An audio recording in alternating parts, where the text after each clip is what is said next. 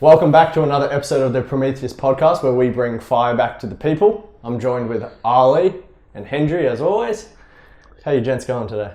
Yeah, not too bad. It's gotten a bit colder, and we decided to change up the setting today. We're outside, so probably not the best day to be changing up the format. But a bit of natural light, which is always good. It's always a good thing in the morning.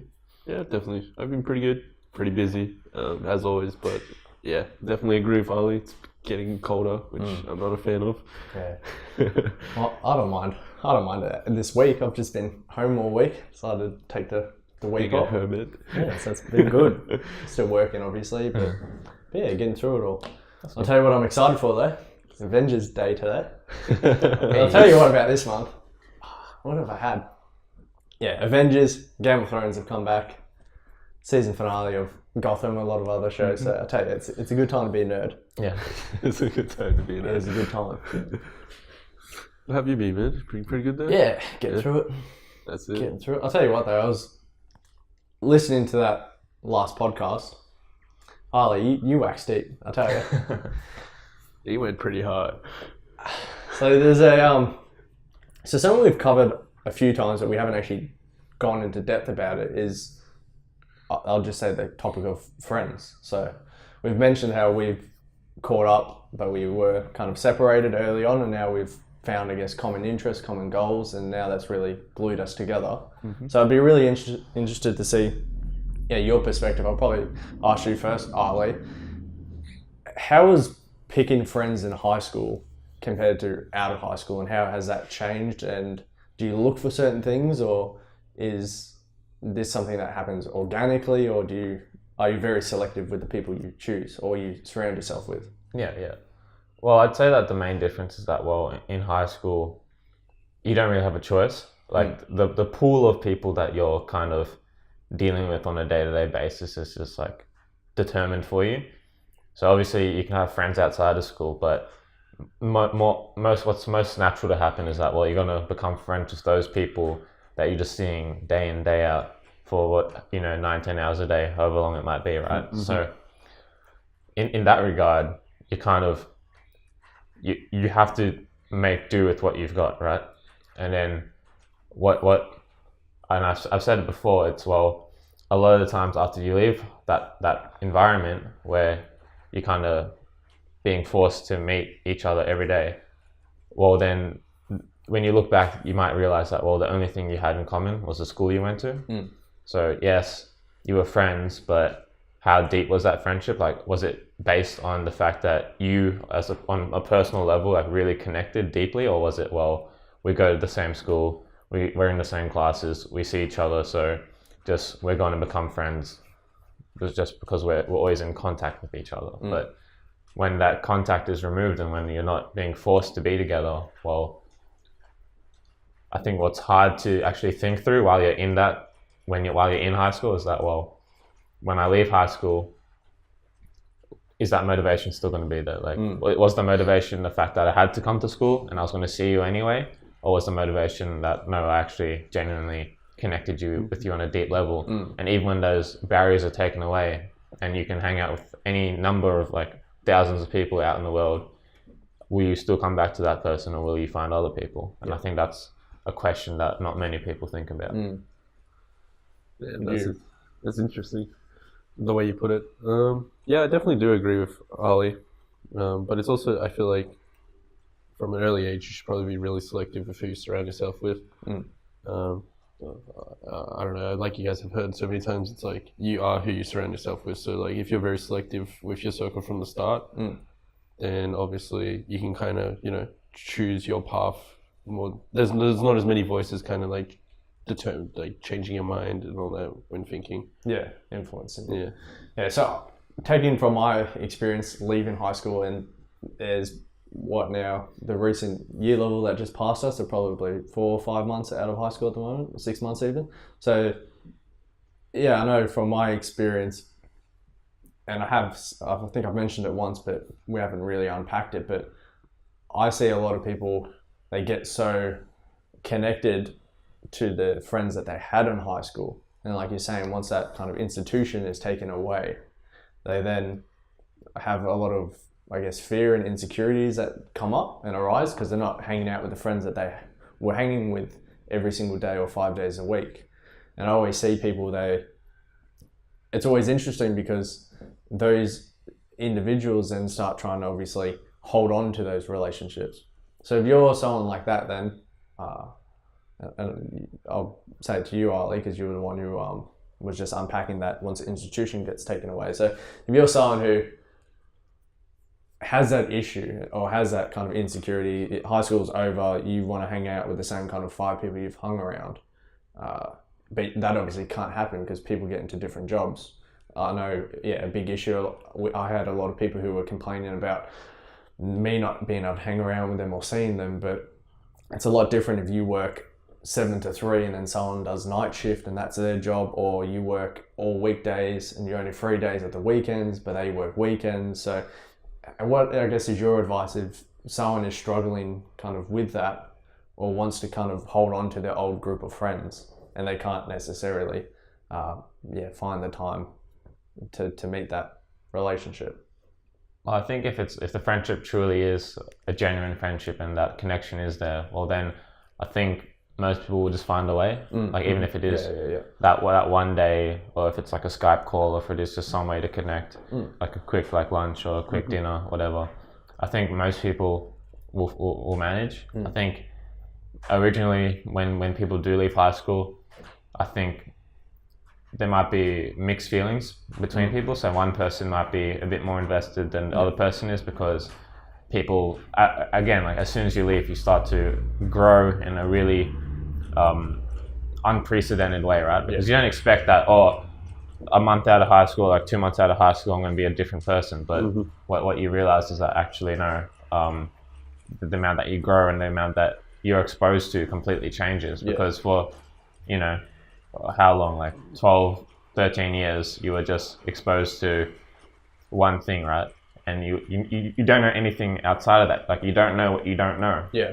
But then as soon as you're exposed to the world, if you're going to uni, you go to uni. If you go to TAFE, you go to TAFE. If you just want to go straight into the workforce, you do that. And suddenly it's just like a complete change of environment. It's a complete change of stimuli coming in. And that naturally is just going to change the way your mind works and the way you feel about certain things. So my advice would be like, if you truly do, and if it's a mutual feeling of like love and respect for each other, then of course make the time. But if you can sense that something's changed, that one person perhaps isn't as invested anymore, or if you're that person who isn't as invested, maybe take the time to actually think, why is that the case? What's changed? What's the variable here that's causing me to perhaps grow into a different direction? Yeah. That's good. Yeah. Well, like you can always make time for one another. Like we're all busy with lives, but like, if you, like you said, if you genuinely both have that mutual connection, then obviously you'll be able to find the time to catch up with each other. But it's like, I feel once you're out of high school, you kind of open up to this like whole different world, and your mentality kind of changes. Like if you go into the workforce, and if you go into the workforce and someone else goes to study or someone else does something else, like you're all in like these different paths. So like your mentality being in the workforce is different from someone else being in uni, or then someone else just kind of like cruising along in life or something, trying to figure out what they want to do. And that's kind of probably why you kind of lose interest with one another. Yeah, because that kind of mindset changes. And we had a conversation off camera. You actually recently caught up with a bunch of people from high school, and I guess you were explaining to me, it's just crazy because that mentality is different between different people doing different things. Yeah. So do you just want to dive into a bit deeper on that? It's not necessarily a bad thing, but it's like we're all the same age, but it's crazy to think that like being 21 or 22, like we can all have such different mentalities from one another. So like me catching up with everyone else, it's like they're like, oh, hey, how's it going? I'm like, yeah, pretty good. How's your life been? And you dive into that kind of topic. And, one person can be over here where they're like, oh, like studying uni, but like still trying to figure out what they want to do. But then others can be like working full time. But then you have people who's just kind of still in that kind of like same old mentality from high school, if that kind of makes sense. Like where people are still caught up in like the whole high school kind of life. And I found that pretty interesting. But I'm not, like I said, it's not necessarily a bad thing. It's just like, definitely.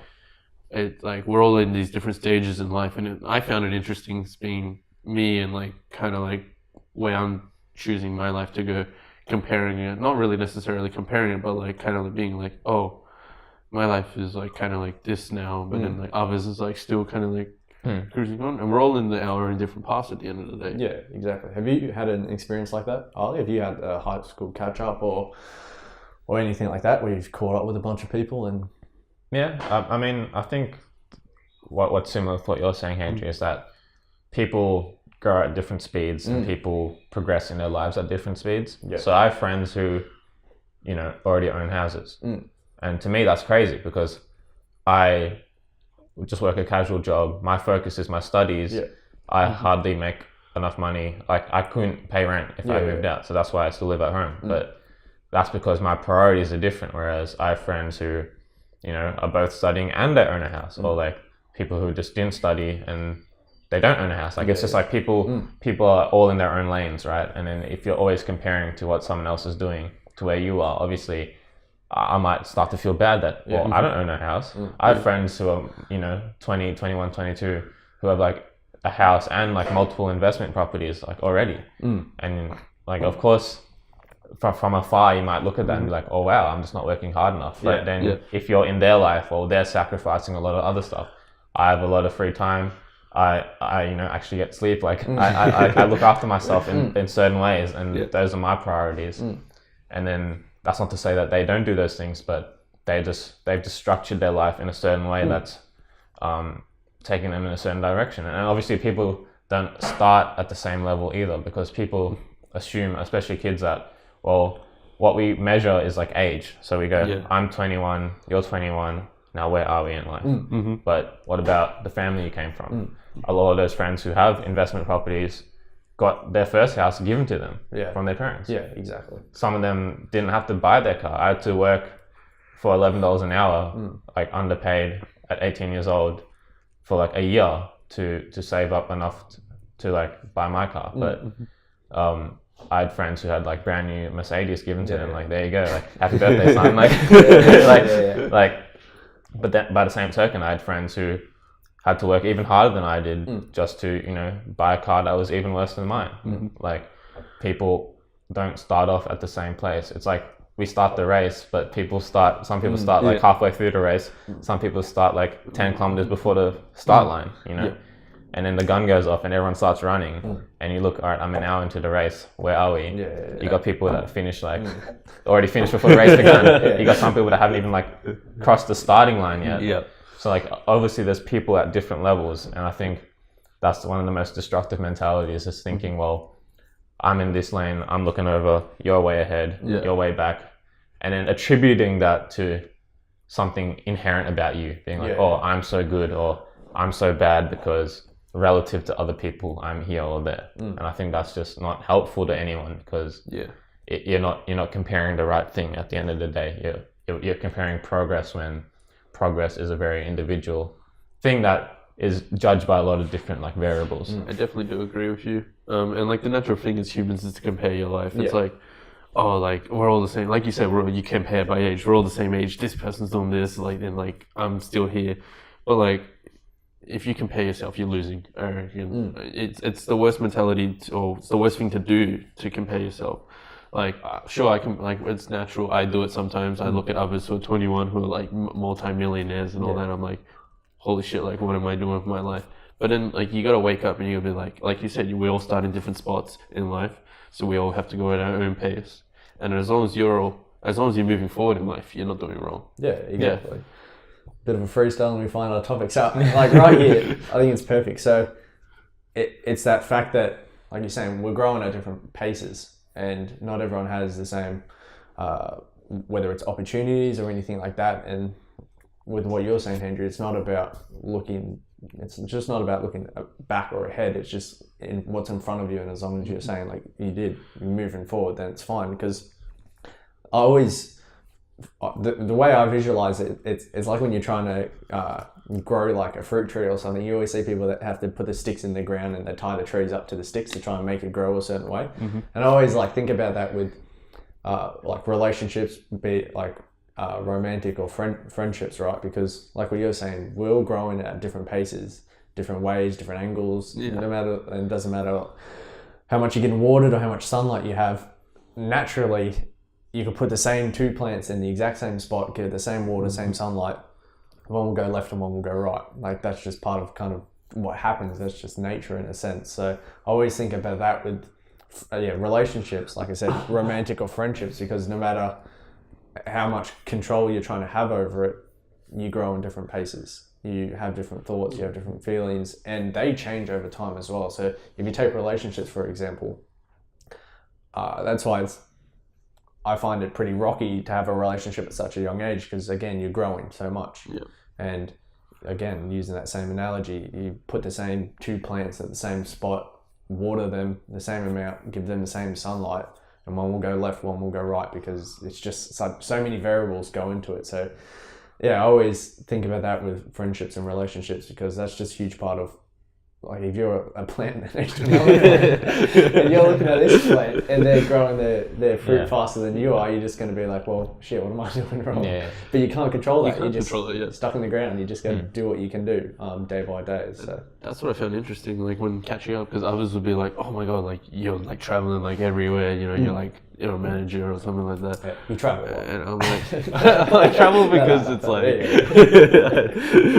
damn, Luke. Yeah. Nah, but like, it's weird because like I just be like, it's just something that I work for, it's something that I enjoy. But others be like, oh man, that's like a crazy. And like, sure, I'm grateful that I get to be able to travel all around the world, but it's like behind the scenes, I'm like working like multiple kind of like businesses, I work one job, but like I just try and get multiple income streams so I can actually afford this lifestyle that I do want.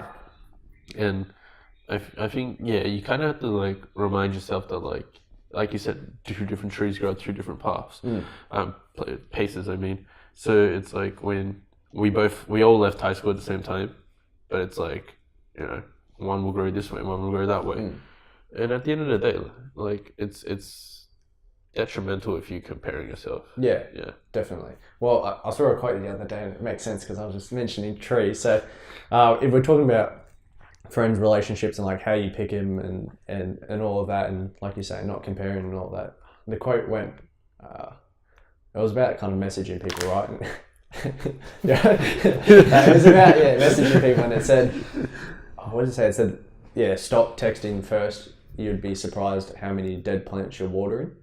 And that was just about the whole, again, if you have friendships and you have relationships and they're not actually pouring back into you, then just be a bit mindful of, I guess, the people you are surrounding yourself with, because they have an influence on whether you kind of grow or not, or really maybe at the pace of growing as well. So what's your thoughts kind of with that quote? If we're saying you got to, I guess, appreciate and respect everyone's kind of growth, does that necessarily mean you need to surround yourself or be influenced to a certain degree as well? Or?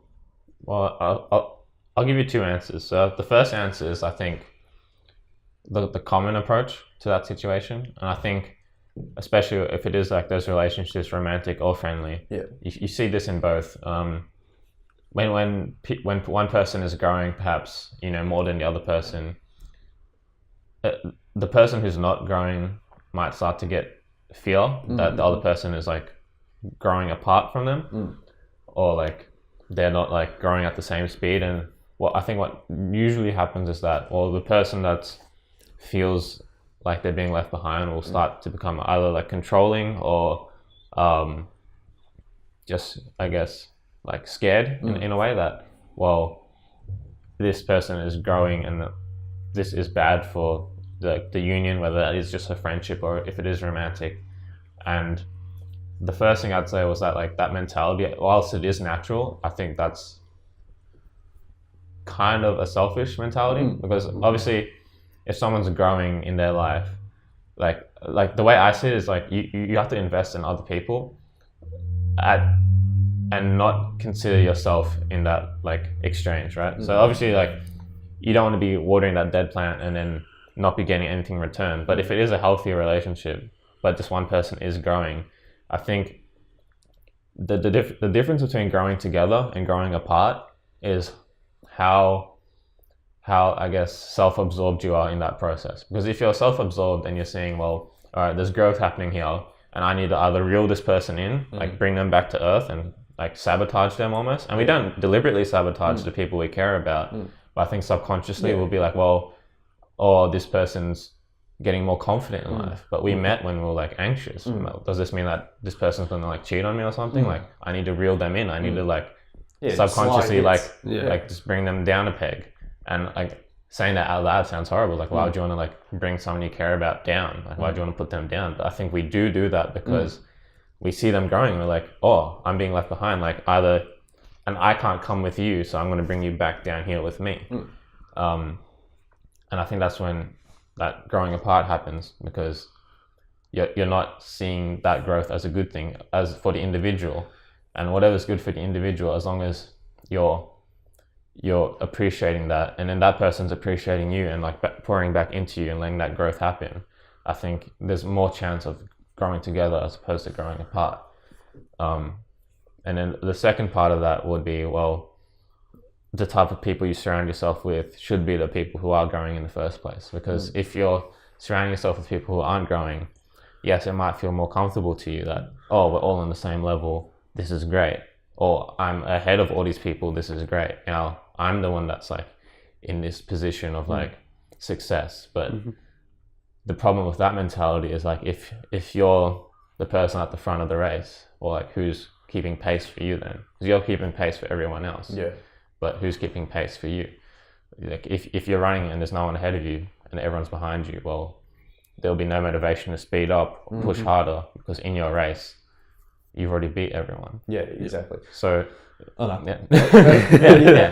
So like, if you surround yourself with people who are better runners than you, who can run that race quicker, then suddenly your horizon is filled with people who are, better than you at various aspects in life, and then you're motivated to run harder, run faster, push yourself more.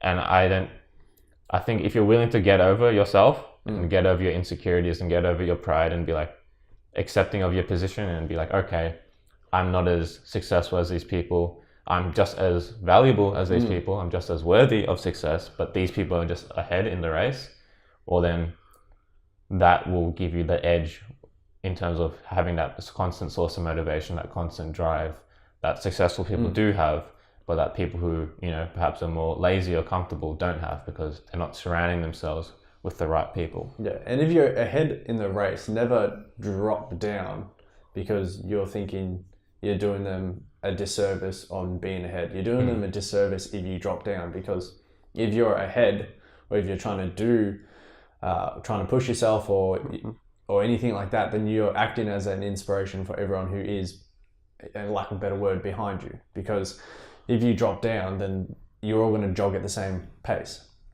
But if you're running ahead of me and you have all these things sorted in aspects of your life that I don't have, then why would you drop down to my level? You should not feel bad about it. You should be ahead and act as that inspiration and help then pull other people, or not even pull people, but you naturally being ahead will help other people trying to stretch and grow, especially if you're in that same inner circle. And I say that all the time with people try to downplay, I guess, what they do.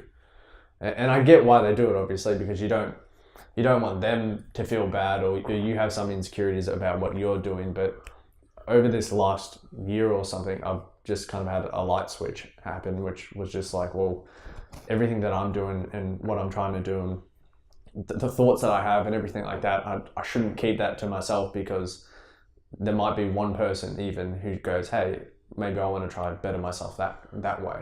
And if I keep that to myself, if I keep what I'm doing to myself, again, the thoughts that I have, the feelings that I have to myself, then how is anyone meant to kind of, progress? Everyone will just, if everyone does that, you're jogging at that same pace. And that's a huge part in Australian society, what you're talking about, because that's what the tall poppy syndrome is. And that's huge in Australia. And that's where aspects of a culture kind of go after an individual who has kind of earned their spot, right? They've done the hard work, they've got the merit for it, they've got the respect for it. But what we do as a society is we cut them down and we criticize them and we string them up because they're successful. So again, the tall poppy grows.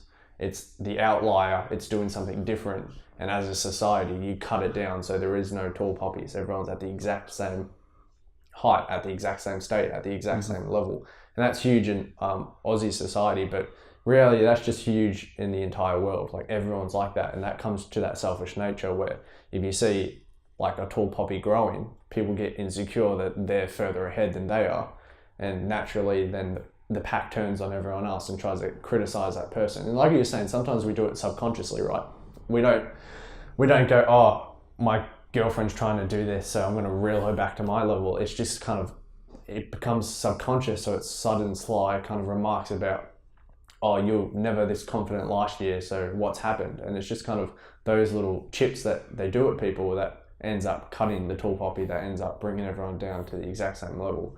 And that's a huge part of that. It's kind of selfish nature. And like I said, that tall poppy syndrome, it's like a kind of analogy that's used a lot in Australian culture, but I think it's just kind of a issue that happens everywhere. And yeah, like I was saying, I think that's a huge part to why people feel a bit insecure about saying that they're doing well, because the first thing is a lot of people then go after you. And man, I can remember when we caught up with Nando's once with a few people, and it was in the middle of them all kind of buying our properties just after high school. Oh yeah. And we brought it up, and I tell you, it was just... I don't even think we brought it up. Oh, well, someone did, yes. Someone brought it up. Yeah, so someone brought it up. It was straight away, why are you doing this? Do you know how risky this is? This, that, you shouldn't be doing this, blah, blah, blah, blah, blah, blah, blah. And it was just, honestly, it was non-stop. And I didn't... like full getting Yeah, and I don't even think I saw those people until years later or something, because it was just like, well, again, that's the tall poppy syndrome. There was only one person there who was like, well, I think what you're doing is pretty cool, so keep like at it. everyone else was just kind of like attacking in the sense of like why are you doing this, like why are you trying to like progress or something. That's how I felt. It's like, why are you trying to progress in life or something? It's like, whoa, all right.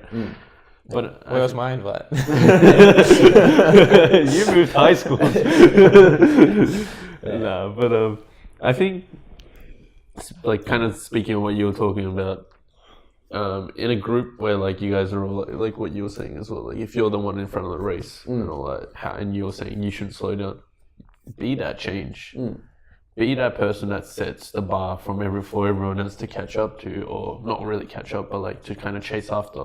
Like if you're in a family, if your family is just like, oh, just go, and they just kind of take it easy, you know, not really, and like just try and play the safe route in a sense, right? Be that change, be that person that branches off and kind of does the risky move to kind of better your life. Because if you succeed in that, then your family's going to be like, all right, well, sick, like, all right, it's possible that I can actually get out of this lifestyle that I don't really enjoy, but I'm kind of like grown to enjoy in a sense. And I think it's interesting that like, even though you could be that change, people can be pretty jealous of you changing, and it all links back, which is, I don't know, to me it's kind of crazy how others can't appreciate your growth in a sense. Yeah, and like we were saying at the start, if you're sitting there and you're looking around and no one has elevated themselves, no one's pushed themselves, then you're going to be sitting back either thinking it's impossible or thinking it's stupid to do so, because you're just going to be cut down and strung up like everyone else who attempts to better themselves. And we're not talking, like, you're not going out there buying 1,000 real estate properties or something. It's as simple as, trying to cut fast food, trying to take a new diet, trying to actually get in a workout routine. Because again, if the culture you're in, or the suburb you're in, or the school that you're in, it's not heavily focused on something like exercising or having any athletic capabilities, playing sports or anything like that. It's as simple as, well, again, you're surrounding yourself with those people, that's the common norm. So try to push yourselves, try to be that tall poppy, try to be that tree that just grows its own way instead of kind of being forced to grow a certain way, and see what happens. Because if you want to do that, then you shouldn't feel insecure about wanting to better yourself. And if you hide the work that you're doing to better yourself, then you could have a brother or a sister who is thinking the same thing, or a cousin or a friend, and they're just looking around going, well, no one else out here is growing, no one else is standing up, no one else is getting taller, we're all just at the same level. And I just think it's I just think it's so stupid. It is true. One thing I just remembered though is how you were brought up like that time we were at Nando's and something. I think after that time period, I kind of isolated myself from everyone. I like legit just like cut off connection to everyone. Not because I was like upset or anything, but it's like, hey, if people are going to be like this, I just want to surround myself with myself. And I'm investing myself in this sense because if it's just me in the circle, I can't compare myself to others. Others can't compare themselves to me. I can focus on my soul journey. And at that point, I started branching off and I was like, all right, well, I'm going to get into business. And one thing that kind of triggered that memory again was I saw a post on Instagram by, I think, the Live Fit apparel, which is just like a gym apparel. The owner of that was like, posted a video of him saying when he started the company, it was like, cut communications off. Friends will be like, hey, where you're at? And you're just like, oh, you know, I'm just busy with life and all that. And people start getting jealous or something. But I think it's, if you're like stuck in a group where everyone doesn't want to progress in life or everyone's kind of like wants to kind of play it safe, just cut yourself off from everyone. And if friends don't understand that, then they're not really your friends, obviously, in my opinion. Yeah. Because after high school, like after that part, I was just like, yep, I'm just focusing on myself. I created a business, failed, created one again, failed. And I think the third one that I created started bringing in money and I was like, all right, it's cool. I'm going to just keep focusing on this. But in the background, everyone was just like, yo, what the hell is up with Henry? Like, what is he doing this? Like, why is he trying to like, you know, do all this risky moves and all that? But I didn't care because I was just surrounded by myself. And I think, yeah, like if you can't get out of that like mentality or out of that group right now, just branch off and just be a lone wolf or something. So yeah. Well, it sounds savage, but I couldn't agree more. So the way where you're saying like cut it off, because going back to kind of what you were talking about, Ali, like I said, it sounds savage, but me and you didn't speak for years and years, but we were always still mates. So it comes back to kind of what you were talking about at the start, which is like, is it authentic though? And if it's an authentic relationship, then you shouldn't care about seeing them every day or every week, even every month. If it's authentic, I respect what you're doing. I respect where you're trying to go and your views and your values and who you are as a person. So I shouldn't have any insecurities about that because I'm not trying to reel you in. I just want you to do whatever you want to do. And if there's time where me and you can meet up, then sure, we'll bump into each other at Nando's. But I have another relationship, kind of like what we had going on. And this is someone who I've known from day dot. His brother and my brother were best mates, and parents were best mates. So legit, when we were born, we were forced into this friendship, and we've always been best mates. But similar to you, I didn't see him and I didn't see you the most out of every friendship I ever had. But there was that appreciation, there was that respect, that there was that love where it was like, well, I know that you're my brother, so you can do your own thing, I'll do my own thing. But since the friendship is real, we don't. I'm gonna get this phone. Anyway, 3, 2, 1, come in. Just beam me up, Scotty. But yeah, it was since that friendship, it was wholesome. It was complete. There wasn't kind of any insecurities. I wasn't trying to hold you down. You weren't trying to hold me down. And neither was the mate I was talking about. It was just, I know that we're brothers, we're boys. You do your thing, I'll do my thing, and that's what kind of that friendship is.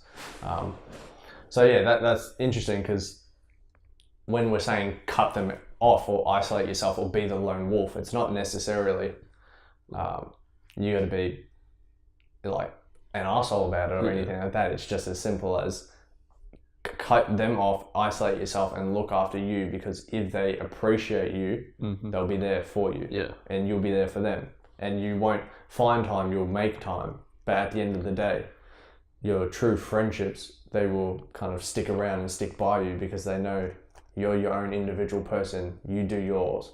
You do your thing. You do your life. You do what you need to take care of, and I'll do the same.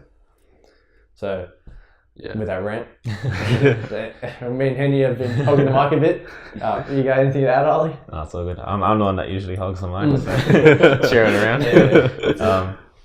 And I think an interesting principle to implement, and it's something that actually I was exposed to for the first time at that conference in Jamaica, and perhaps you've been exposed to it before, but it was that idea of that 51-49.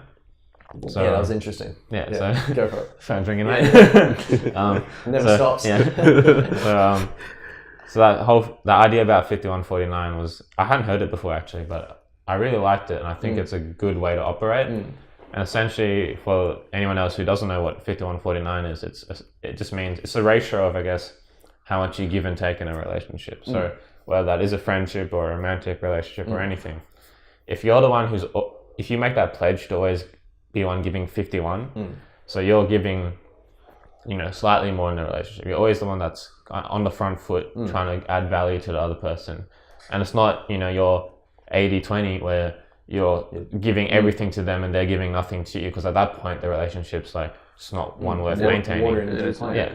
But if it's one where and if you're on the back foot, if you're the one that's, if you're only giving 30 and they're giving 70, well, then that's also a toxic relationship. So usually the standard relationship that we would consider as being healthy would be like that 50-50. So we'd say, all right, well, they're giving 50 and I'm getting 50. But then this kind of flips that. It doesn't like completely change the idea, but it just alters it it's very slightly, but in a very powerful way, where it's like, well, actually don't stop at 50. Don't just, because then at 50, you're not really doing anything like extraordinary. Like at 50, you're just like showing up, like at 50, if that's just like what's expected, then you're just like doing your bit, and then like you're just going like this and like you're walking away. But then if you're giving 51%, well, then that means you're always looking away, not to one up the other person, but to just add value wherever you can and constantly be looking to add that value. And then if you can do that, then not only are you on the front foot, but you can never blame yourself for the relationship going sour if it ever does, because and you can always have that comfort that actually I was the one that was always pouring into you. So like this wasn't the reason, like it wasn't a lack of me showing up. I showed up, and not only did I show up, I came forward and I invested. And then the idea is that, well, if both people approach the relationship that mentality and both people are trying to give 51, well then that's like that phenomenal relationship, right? Because they're trying to give you 51, you're trying to give them 51. You're not like sacrificing each other's lives, going 80-80 or like 40-40. You're there 51-51. You're meeting in the middle, but you're just bumping it up, like just giving that extra little bit of value in a way that over the long term makes a huge difference, because it's the difference between taking someone for granted. At 50, I think you're taking someone for granted, because at 50, you're doing your bit, like you're just fulfilling your obligations, and then like you're dusting your hands off and then sitting back down. Like you're not actively trying to improve things. But at 51, you are actively participating at that point. You are actively, it's not about just giving my share. It's about giving more than my share. It's about continually adding value. And I think if you can do that with your romantic partners, just friendships, family, anything, if you can do that consistently and show up and give that value to other people, not only will you become an indispensable person in their life, and they will constantly see you and look up to you and like want you in their life, but you yourself can feel that. It's not about being like self-righteous or anything, but it's about being confident that you are fulfilling your role in your relationships. Because I feel like even that confidence is not something that we always have. Like we always doubt how good of a partner or how good of a friend we are. But if you are doing that, well then you get rid of that doubt. And if still after that the relationship's not one that you perceive as a healthy one, well then that's when you at that point you can't blame yourself. Or the relationship, it's like watering that dead plant. It's not something that's going to grow into something that's going to be beneficial for both people. So then that's when you make that decision to, well, do we cut it off? Do we go in our own directions? And then that's when you just make the judgment call. Yeah, and I think that 51-49 is so important. I think the action point to that is it's kind of that finding the need that other person needs. Because if it's again 50-50, you're at that stalemate. You're just doing the bare minimum, so to speak, because it's like, oh, you took me out to lunch, Andrew, so next week I'll take you out to lunch. And it's just like, that's all we do, because we're just meeting 50-50. But it's kind of meeting that need. So when it goes, oh, well, I wanted to kind of do my own thing this weekend, but hang on, I actually know that you have something on, or you just had a fight with your missus, or you have some family tension going on. So it's like, well, I'll meet your need. Like, hey, I know this is going on. Let's hang out. Let's kind of get your mind off it, or something like that. And it's just that extra step. And like you're saying, it's so important because it's not 80-20. It's not put the rope around your neck and have that extra pressure on your life. It's just doing that extra stuff where you're actually focusing on, hey, I want to be Ali's friend. So what need can I meet? What do you actually need? Not what kind of works for both of us. What's something I can add extra bit of value in your life? And then, like you're saying, that just makes the relationship, romantic or friendship, so much more sweeter because it's just more of that authentic care there. It's not just that selfish nature, because this is the thing I always think about, and it's probably more relatable to romantic relationships, but I think so many people get so caught up with thinking they do something for the other person, but they're doing it for themselves.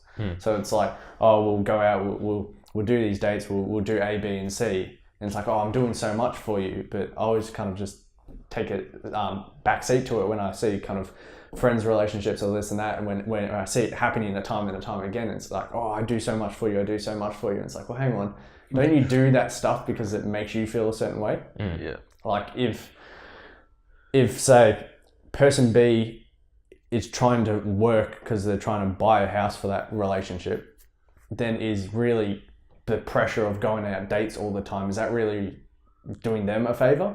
Or is it just making you feel a certain way because it makes you feel whole and it makes you feel all cute and fluffy and all of that? But isn't what that person needs maybe is to be a bit more focused on kind of the work that they have in front of them, because they're trying to buy that house for both of you, or they're trying to maybe have a sick family member, so that's what they need to focus on. But and I'm using that as an example because I think it's probably the most relevant example that people can probably draw on, but if you're needing to do something but I'm trying to do something for both of us because it makes me feel a certain way, then it's like, well, are you really doing it for me, or are you doing it for us, or are you actually just doing it for you as an individual? And that just links straight back into that, what I was saying before about wanting to pull people back and rein them in, because if you're really doing what's best for them, you let them go. Like, it's like, if you love them, you'll let them go. It's like, it's not about you, it's about that person. And if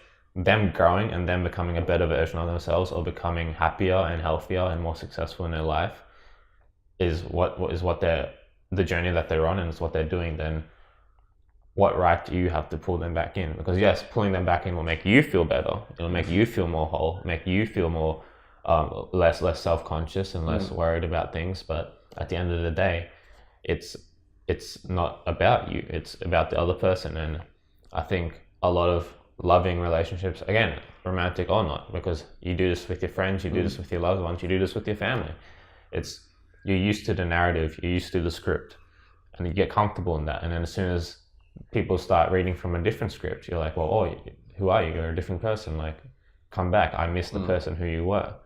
But that's just a part of growing. Like, people evolve, people change. And yes, fundamentally, there'll always still be that person who you fell in love with, or the person that you're best mates with. But on the outside, things do change. Things do develop, things do cultivate. And I think that, and I'm not going to say that I'm perfect at this, because I'm not, and it's something that I actually need to work on and get better at, because again, you live in your own head, right? And you see the world through your own eyes. So obviously, as much as you might want to not be number one, sometimes you don't even know that you're putting yourself as number one. Like, you're just seeing the world by your rules, by your laws, and then things change and you're like, what's happening here? I don't like this. And I think the challenge and the real pursuit of being, I guess, a good person in other people's lives is learning to let go, learning to let go of the rope. It's like you're pulling in the fish, but it's just like letting go of the reel, it's letting them go, you know? Or even just like unhooking them completely. Like, why do you need to have that hook in them? Having that hook in them gives you that security, because you're like, oh, no matter how far they go, I can always reel them back in. But then why not just let go of the hook, like, let them be free? And if that fish likes you. This metaphor's getting weird. But like, it started off real good. But if that person is like in your life and they care, they'll swim back to you. Mm-hmm. Doesn't matter how far away they go. Like whales like go from like ocean to ocean, and then they'll come back and meet their partner like halfway, you know? Like they'll travel around the whole world and just like still meet the person that they're connected with. So why can't we do the same thing? Like take the hook out, let them go. And that's when the relationship is like that beautiful thing. It's like organic thing, because then they'll just swim back. If they want to be in your life, they'll be in your life. And if they don't, then fine. Like, do you think keeping them on that hook is keeping any of you happy? You're not. You're just forcing this thing that, like, it's like they want to like repel. It's like the magnets that don't want to be together. And you're just like forcing it there. Let go. Let it be what it needs to be. Be at peace with the way that things evolve, and don't get caught up with trying to force things in a certain way that that makes you feel happy, even though it might not be the best for either of you. People change, and if you can't accept that, then you're not only hurting yourself, but you're hurting, the other person as well. Thanks for tuning in to the Prometheus Podcast, where we aim to bring the fire back to the people.